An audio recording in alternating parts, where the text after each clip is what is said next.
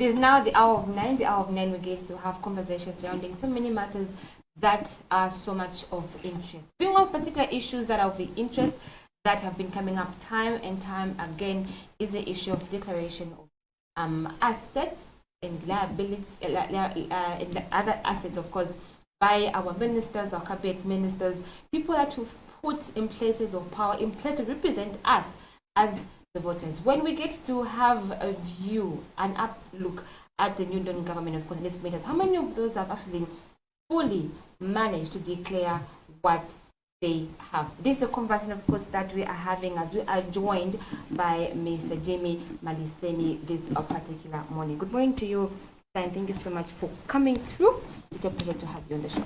It's a pleasure to be here, Tracy and Karen as well. Thank you so much for having me. Great. So just a little bit of understanding what you're all about, your organization. All right, so I'm coming from the Alliance for Community Action, abbreviated as ACA, and perhaps better known by the acronym than the full name itself. So the Alliance for Community Action is, in terms of civil society, we could say it's a very relatively young organization. We were formed in 2013, but we actually began our activities 2 years later, which is in 2015. So the history of our work will not go further than 2015.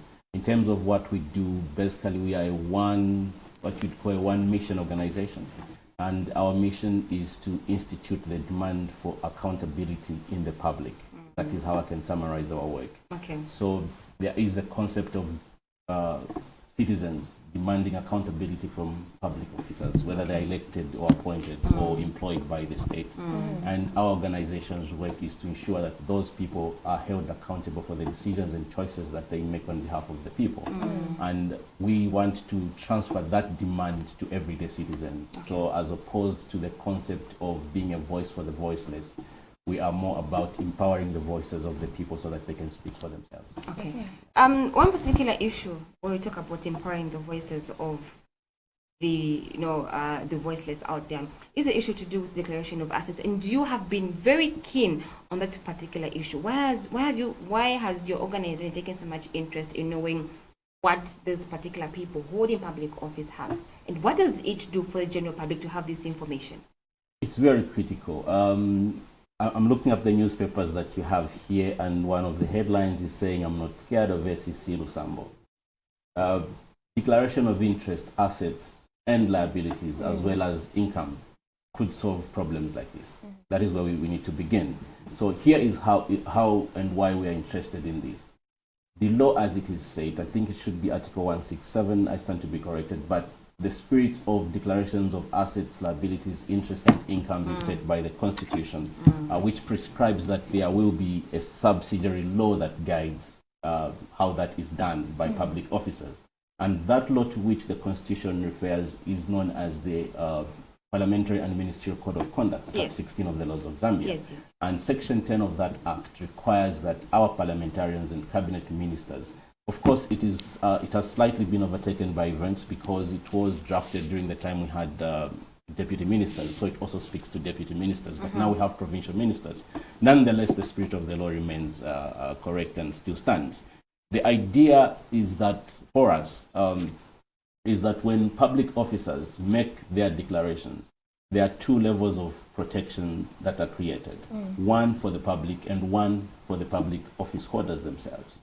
So when a minister or a member of parliament declares their interest, their assets, their liabilities, as well as their income, they are required to do that 30 days after their election or appointment into public office and 30 days after their anniversary, meaning every year they are supposed to give us an update of how much income they've earned, of how much liabilities they've incurred or liquidated, of what assets they own and what interest they own. Perhaps let me talk about interest. So you're talking about shares in Zanaco. There was a guest from Zanaco here. Shares in a hospital. Shares in Millennium TV. Shares in Millennium TV. Why is that important? Number one, Parliament makes laws. And because they make laws, you don't want them to be conflicted.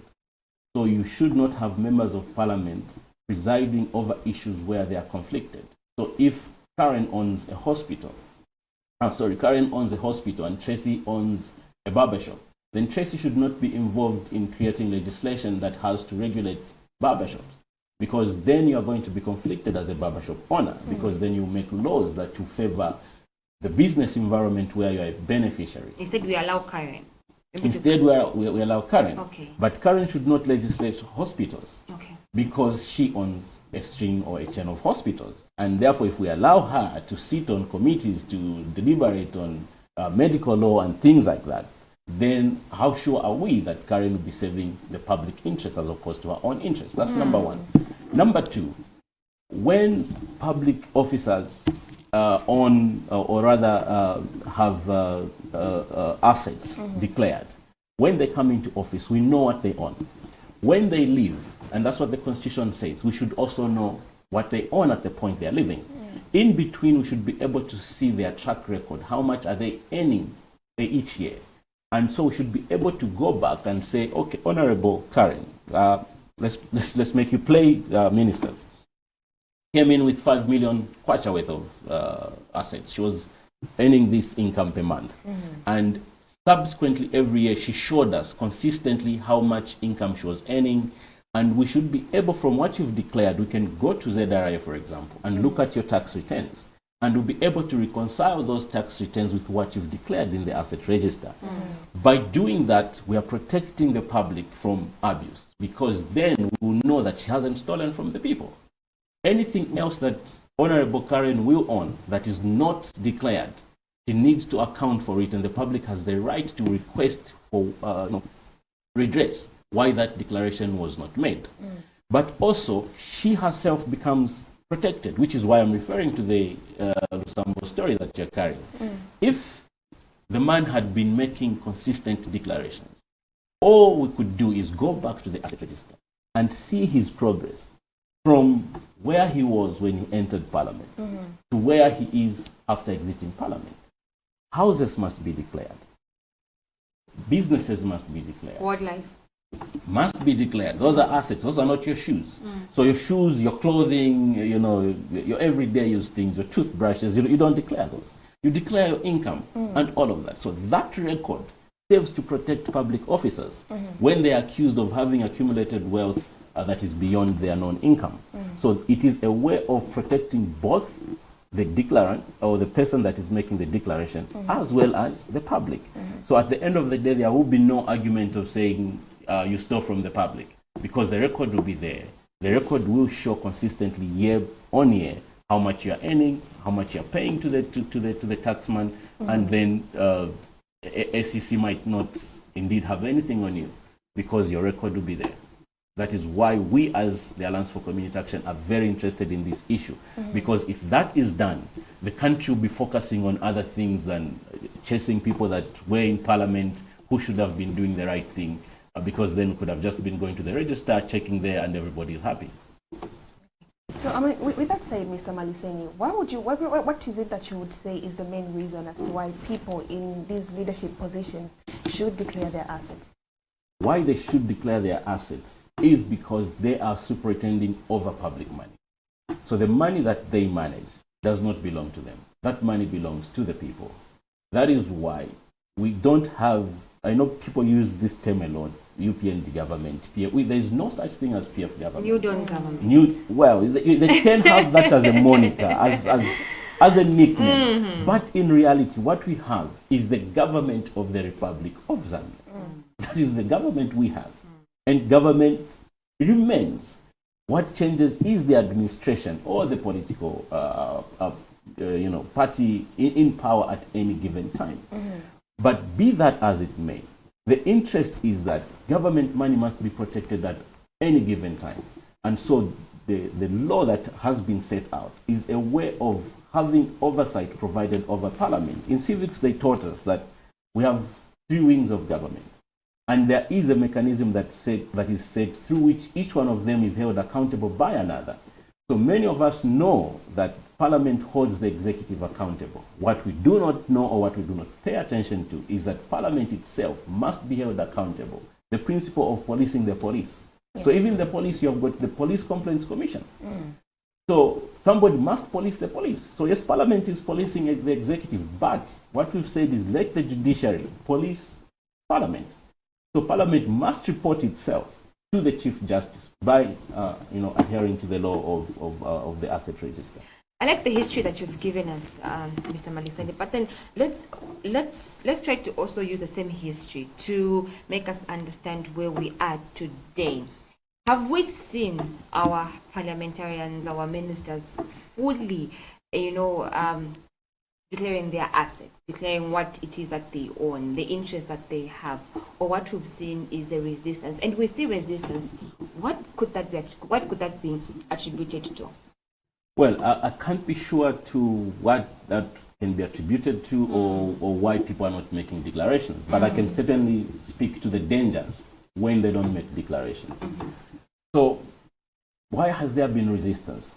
I'll tell you the dangers of this resistance. I don't know why they resist, but I'll tell you what the dangers are. The dangers are, number one, let's speak about the public money that I've spoken about. You have 25.7 million kwacha sitting in constituencies now as Constituency Development Fund. You have members of parliament appointing up to 50% of the Constituency Development Fund Committee, the CDF committee. So when you look at the CDF Act of 2018 or 2019, it states very clearly on who sits on the CDF committee and what the roles and functions of the CDF committee are. One of the roles, the key roles of the CDF committee, is to receive project proposals from the wards and to create a single list, what they call a single project list, for submission to the Ministry of Local Government for funding of those projects. Now, when those projects are approved, in other words, the CDF committee collects proposals from the wards, then creates a single list, which is considered to be a priority list, submits it to the minister for funding. When those lists come back, they come back to the local councils, the local authorities for implementation, for engagement of contractors. So you say in your ward that you want to build a clinic, and the clinic is approved by the CDF committee.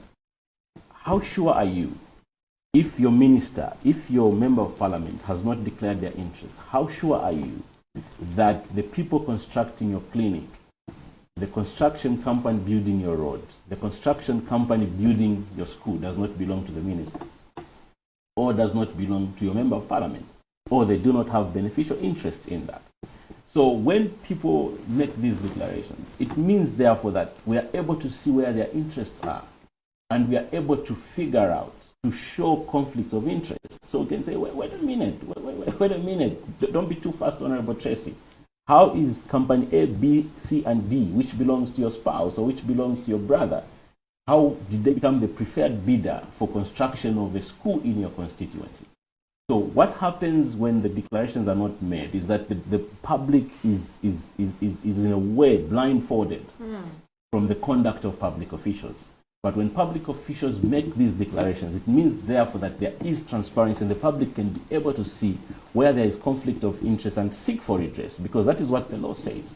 When there is conflict of interest, when there is abrogation of the law, the public must be able to seek redress. That is why the asset register is a public document which anybody can go and see. Okay. Yeah. So, Mr. Maliseni, would you say the declaration of assets is a feature of the public or the private sector? It is for the, I would say it's for the public, all right? But if you have interest in a public sector enterprise, as a public officer, you must make that declaration. Okay. So it means therefore that that private entity in which you have beneficial interest then becomes noted or marked as an entity where somebody has an interest. Now, the law does not say because you own a hospital, then your hospital should not participate in public tenders. That's not what it says. The idea is that you should not be part and parcel of any decision making that affects where you have an interest. So you can still participate in public tenders, but you should not be part of the decision-making process because you are an interested party. That is what the law is saying. So the law is not saying, oh, okay, so every minister who owns a construction company, you're not involved in construction. No. What it says is, because you are involved in this sector, you've got interest in this sector, you are a competitor against other interests, you should therefore not be part of the decision-making process. So you should not be the player and referee and linesman in the same game. So what we are saying is because you are playing in this match, you cannot be the referee, but you can be the referee in the next match. Even in football it happens. If Zambia is playing Malawi in an official international game. There's no way the referee is going to be Zambian. They're going to bring a Zimbabwean or a South African. So maybe as an analogy, that's what I can say. That's what the law tries to do. You should not be player, ref, crowd, you know, everything, cameraman, coach, no, that's not how it works. You have to play one role at a time. But then why is it that this particular declaration of assets seems to only be targeted towards the UPND when we've got other members of parliament also there? Well, I would say that is not exactly correct. When we looked at the asset register ourselves and our colleagues at Chapter 1 Foundation, we looked at it in 3 components. The first is the cabinet. The second was the provincial ministers. And the third was parliament in general. So we are still in the process as ACA of producing other stories that we call fact-checking through our fact-checking unit, that will show the what word am I looking for? That will show the compliance levels in each of these particular groups. Right now, focus is so much on cabinet for 2 reasons. Because number one, cabinet is the executive wing of our government. They are the ones that make key decisions that have so many implications on public resources. Secondly, we have an administration that came into power partly on a promise of taking Zambia back to the rule of law. And the rule of law is not just about the police giving people police bond. The rule of law means all of us respecting the laws under which we are subject. And that includes the declaration of assets registers as well as liabilities. So that is number one. And perhaps to further exonerate ourselves, we can point back to our work historically. So in 2019, we still did this exercise. It didn't get as much traction as it has now. I don't know why. But we did a fact check on the PF administration in 2019, and we looked back at 3 years, 2016, 2017, and 2018, and we produced a story at the time. And at that time, there were only 3 cabinet ministers that were compliant. I remember it was Mr. Given Luwinda, Mr. Lawrence Sichalwe, I forget the third one. And there were 2 provincial ministers that were compliant, Mr. Sidney Mshanga and his colleague from Northern Province, I forget the name. So it's not for us, it's not a new thing. For us, it's something that we've always wanted the public to take keen interest in. As to why people are now interested this time around, I wouldn't know. I wouldn't really know. Maybe now it has dawned on everybody that this is a very serious matter that we should all pay attention to. But also, I think we should be grateful to our colleagues at BBC Media Action, because I think it was at the BBC Media Action event at Government Complex where this matter really came to the public, when there was an argument of whether or not every cabinet minister had made their declaration. This is information which should be in the public domain, Mr. Maliseni, but it seems like we really have to more like hands, we really have to like beg for this particular information, go through sweat and blood.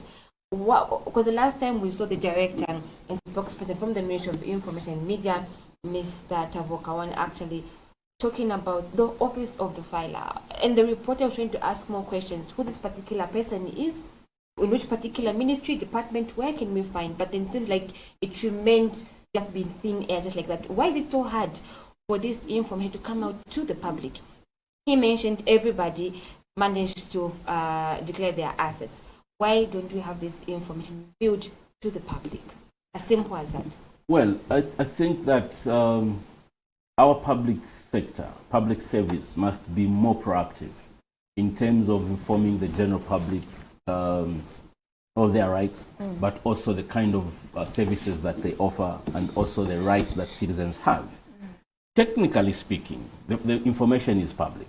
It's not even hidden. That's technically speaking. But the truth of the matter is, practice is different from what the law says.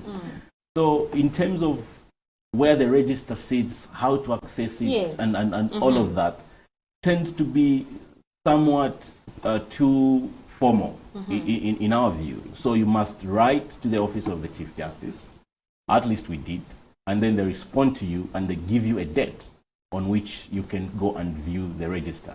When you look at the Parliamentary and Ministerial Code of Conduct Act, it says that the Chief Justice is the custodian of the register. Yes. And it is the power or the discretion of the Chief Justice to determine the manner and form in which the register is to be kept. And so the Chief Justice has that discretionary power to say, okay, this is how the register will be kept, this is where it will be kept, which is your filer, and this is how the public gains access to it. So I know for a fact that once you've written, I've never heard of anybody being denied access to the register.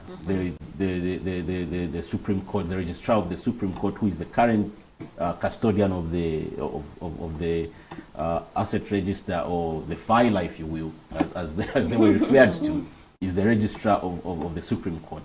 Will allow you to enter their premise and go through the asset register and take notes. What they will not allow you to do is to take pictures of the declarations inside the book, but you're free to take photos of the cover, which is what we did of that big black book. But you're not allowed to take pictures of the content inside. But they are very kind, I can assure the public. They are very kind. They sit you down, they help you with stationery if you don't have, and you take your time line by line, writing down the names of who is there, who is not, and they'll tell you that all the information we have is in that book. What is not there, we don't have. Okay. So you are always assured that what you're looking at is the correct record. So how many have you found to be When in that particular black book? In that particular big black book, what we found at the time we checked ourselves was 7 ministers that had made a form of declarations. Some had declared their assets, some their Those income. are cabinet ministers? Cabinet ministers, Okay. yes. Of the 7, only 3, of whom I remember Minister of Justice, Honorable Mulambo Haimbe, had made the full disclosure. Now that is very important that we clear this. You are supposed to make all the declarations. We should know your assets. We are not only interested in your income. We should also know your assets. We should also know your liabilities. How much do you owe? Are you insolvent? Because there are insolvency laws in this country. So if you owe more than you have, then you are not qualified to hold certain public positions, and that is another very important issue. But also in terms of morality,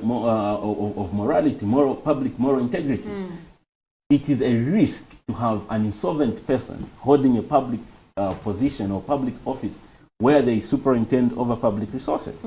So man owns 1 million in assets, owes 7 million. That's a very vulnerable person. And so have the insolvency laws taken their course on that individual or not? So if you don't make all the declarations, it is difficult for the public to know whether you are solvent or not. That is why that is critical, because being solvent or insolvent has implications in and of itself. Okay. Yes.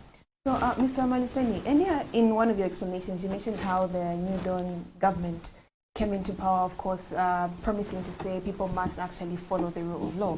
So what I really want to ask is that we know for a fact that they have impact on this journey to, of course, fight corruption.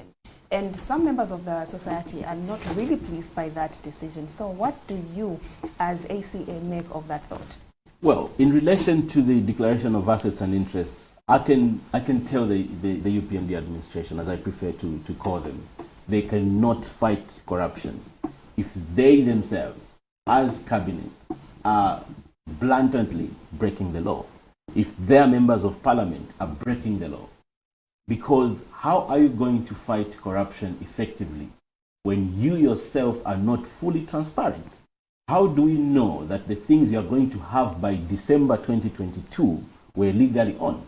How are we going to know if you're only going to make your declarations in 2023, that what you're declaring in 2023 shows the true picture of what you had in 2022? That is why for us it is critical. That's why the law says within 30 days. So that there is no manipulation. So within 30 days we should know the status. So before we begin to try and fight corruption by way of looking at historical offenses or historical allegations. After they are done. After they are done. Look, you cannot correct corrupt activities that were done over a 10-year period, not even in 5 years. The damage that is done may be so much that it is impossible to fully recover or to recover at all.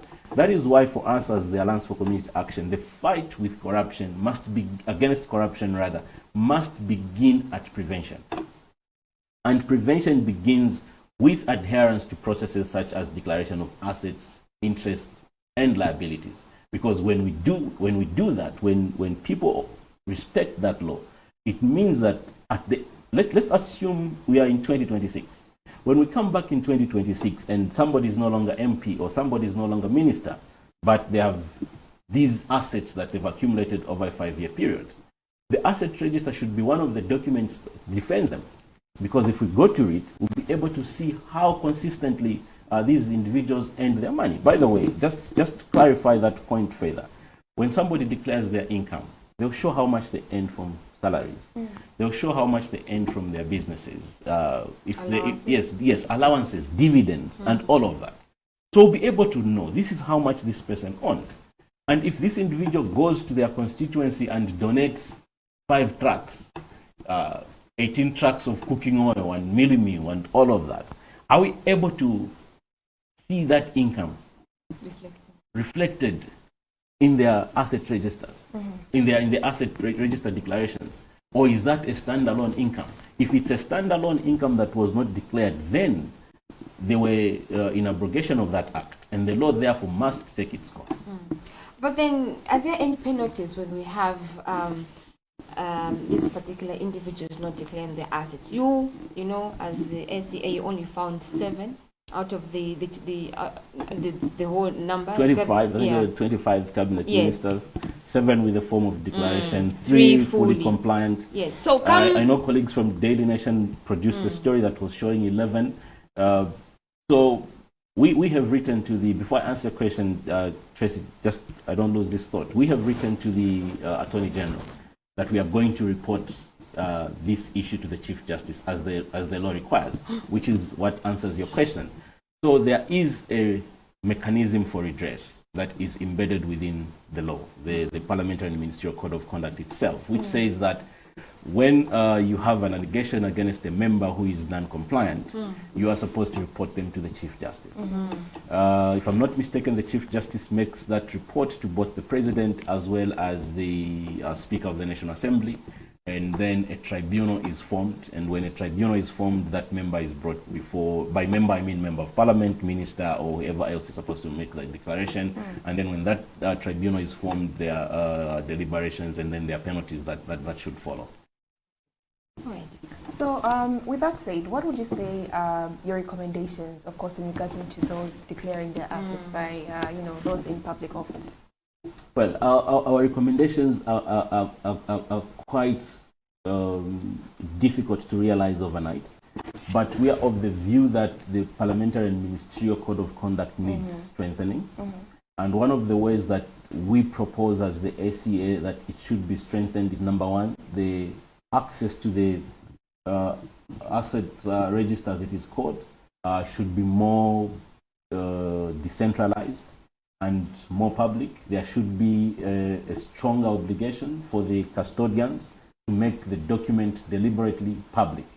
So rather than people having to request to go and see the register, the law should, for example, require that when the period for declarations is done, or maybe after the 3rd quarter of each year, or however the legal minds might determine, that register be made public. The way we have the audit reports made public. When the auditors go out and audit public money, they produce the auditor's report. We think that the asset register also must become a deliberately published public document that people do not necessarily have to go and request for. But this should become public, because then we'd know instantly that my member of parliament is not compliant. We don't necessarily call for a detailed publication, but the basics at least should be available to the public. Name of members, what they've declared, what they've not declared, who is fully compliant, who is not fully compliant, without having to say he earned so much, they earned so much. And then if somebody wants to see the details, they can then go and look at the register itself. That is the first proposal that we make. The second proposal that we make is the reporting mechanism. As I've just explained, you report to the Chief Justice. The Chief Justice then engages Parliament, and then a tribunal is formed, and then that member is brought before the tribunal. That, in our view, is too elaborate for something that is this straightforward. So there should be, for example, a criminalization of non-compliance, so that me as a citizen who is interested in my member of Parliament making their declaration, I should be able to walk into the nearest police station and report them. On that particular note, I know you mentioned that your duties doesn't go further than before 2015, right? But has such a tribunal ever been put in place in this country? Brilliant question. We've struggled to find one. We've struggled to find the record of any such tribunal. So I cannot sit here and authoritatively say that there has never been a tribunal or there's been a tribunal.